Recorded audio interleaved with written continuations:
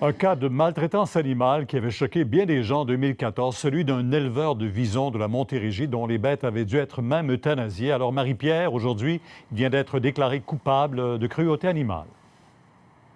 Et son cas pourrait faire jurisprudence, Pierre, parce qu'il s'agirait du premier éleveur d'animaux à fourrure à plaider coupable à des accusations de cruauté et maltraitance envers des animaux à fourrure. Et là, je vous préviens, les images qu'on va vous diffuser sont difficiles à regarder, pourraient en choquer certains parce qu'ils avaient suscité vraiment de vives réactions à l'époque, en 2014, lorsqu'on avait présenté ce reportage. Elles avaient été captées peu de temps après cette frappe de la SPCA. Et vous le disiez, des animaux avaient dû être euthanasiés d'urgence la journée même de la saisie, vu le piètre état dans lequel ils se trouvaient. C'est une plainte anonyme qui a donné lieu finalement à cette enquête criminelle, comme nous l'expliquent les responsables de la SPCA.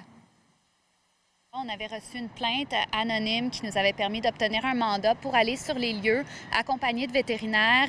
Et là, on a été confrontés à l'horreur totale des animaux en très mauvais état, dont 2 renards qui étaient agonisants, qu'on a dû saisir d'urgence et euthanasier sur place.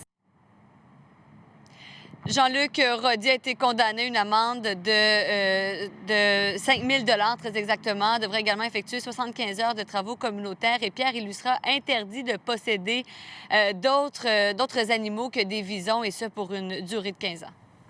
Merci. Au revoir.